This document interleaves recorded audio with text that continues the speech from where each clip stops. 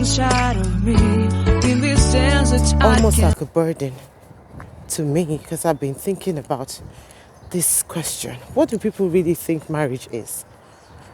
What do we think marriage is? I did a broadcast a while back and I said, marriage is not for everyone. So it's not by force.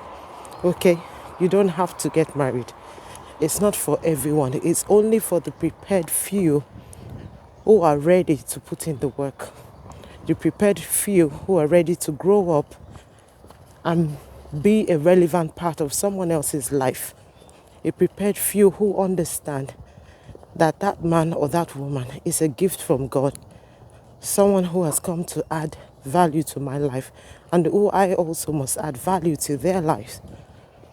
It's only for those prepared few who are ready to understand covenant, who are ready to understand the meaning of life, who are ready to understand that marriage is not a bed of roses. Many people think that marriage is a contract. So if it doesn't work, I'm out. In fact, let's sign it before we even go there. Let's get a prenuptial agreement. So we've already planned to fail. Imagine that. Some see it as a means to an end. This man looks like he has a good job, or this family looks wealthy. They'll be able to meet my needs. In fact, I'll never be out of work. My father-in-law is the chairman, CEO of this in this company, or her father is the chairman or the executive of this. So they have it all calculated. Selfish individuals who think of nothing but themselves. Some others think that marriage is an antidote for sadness. I've been sad all my life, so I'll go get me a husband, go get me a wife, to make me happy. Wrong reason. Wrong reason. Some other people think that, marriage will help my self-esteem. I don't have a healthy self-esteem. I don't feel good about myself. In fact, I feel that I will amount to nothing. So the next thing I need to do is get me a man who will keep reminding me. Thank you. I'll go get me a man who will keep reminding me that I'm good, that I'm beautiful, that I've got brains, that I can make it. Wrong reason, because the man may never even remember to tell you that. You may have to be the one to remind him, I haven't heard you say I'm beautiful for the past couple of weeks. That's the reality of marriage.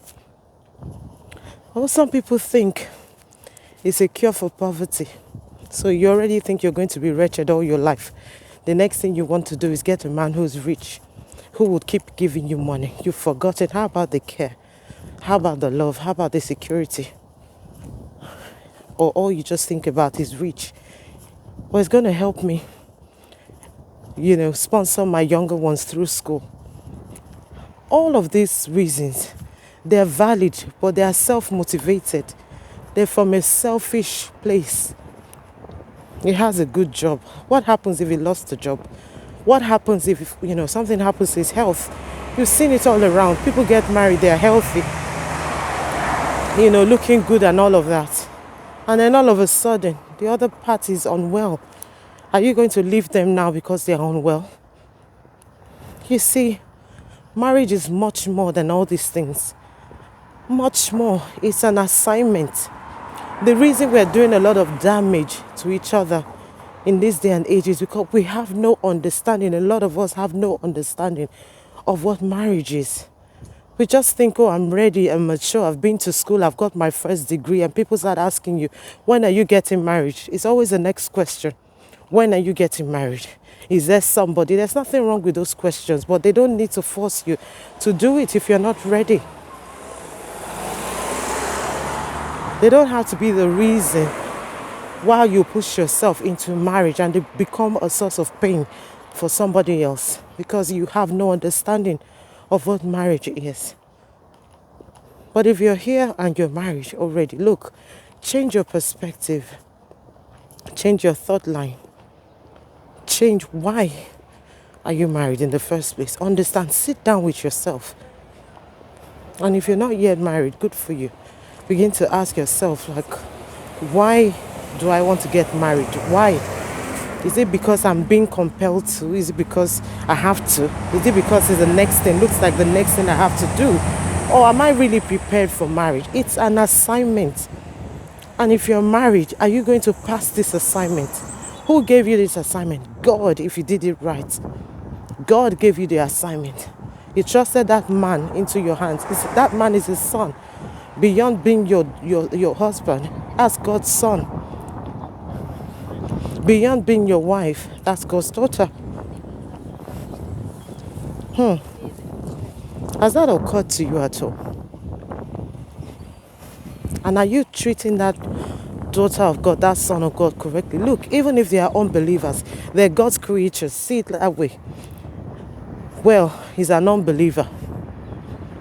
You made the mistake, maybe, of getting married to him.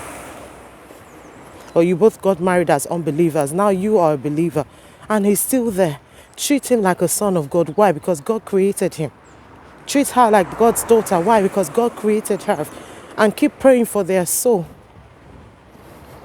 We have no legitimate reason, no right to think that we can abuse people and go scot-free. We have no right. No right whatsoever. It's not compulsory to be married. If you're a man, you're a woman, it's not compulsory. Absolutely not. There's nowhere in the books that says it's compulsory. Yes, people may complain, oh, you're not yet married. But if you know within you you're not prepared, then don't venture into it, because it's an assignment. What do you do if you have an assignment? You research on that assignment. You start making notes. Before you even start writing or typing it out, you make notes. You plan for the assignment. If you want your thought line to flow in your assignment, you're writing an essay, for example. You don't just start writing the essay. You plan section 1, section 2, section 3, and so forth, depending on how many sections you want to have. And then you see how one section can flow into the other. That's marriage. You don't just put pen to paper. You don't just decide and wake up one morning and say, oh, no. You got to prepare. So if you're not doing well in your assignment, you're already married. It's not too late. We always talk about hope. That's what we offer. That's what God offers us, hope.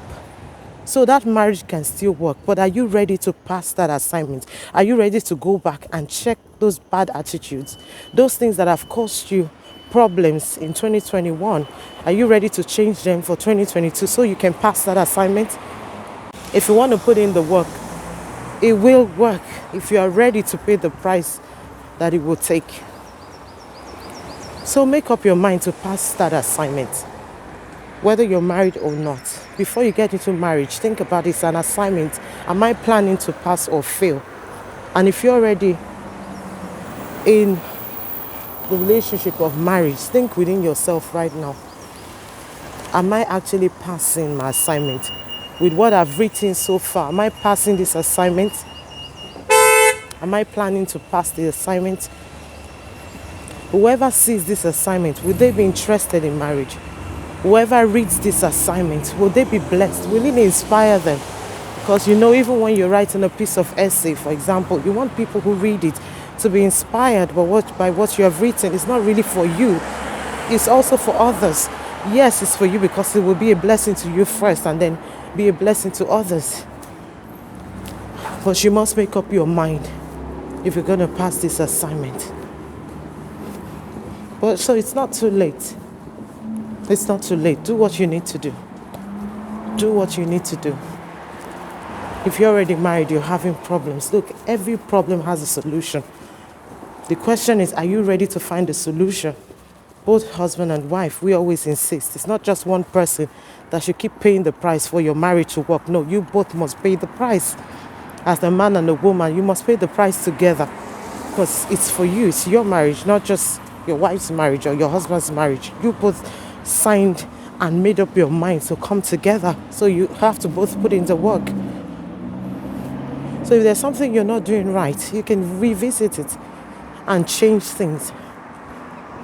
Get trained, attend seminars, events, together, get counseling. Don't be ashamed There's no problem that is uncommon to man. There's nothing we haven't heard or seen before. The question is, after you've been advised and counseled, will you do exactly what you've been told, or you'll go back and have the same agenda? Because if you keep doing the same thing, you will not get a different result. So very important this year, make up your mind to pass your assignment. If you're preparing for marriage, I congratulate you. But make sure you're planning to pass that assignment. Don't get into it if you haven't made the plans. You haven't put in the sections. How do you want it to be? What is your plan?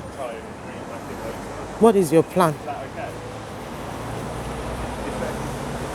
Don't get into it. Don't rush. There's no need to rush. No. It's supposed to be a lifelong affair. So there's no point rushing. Plan properly, but don't delay. Don't rush, but don't delay. You got to use wisdom. All right? And if you're already married, God bless you, because you can do better than what you're doing now. Even if you have a wonderful marriage. Look, there's no perfect marriage anywhere. We all just keep working until we pass that assignment.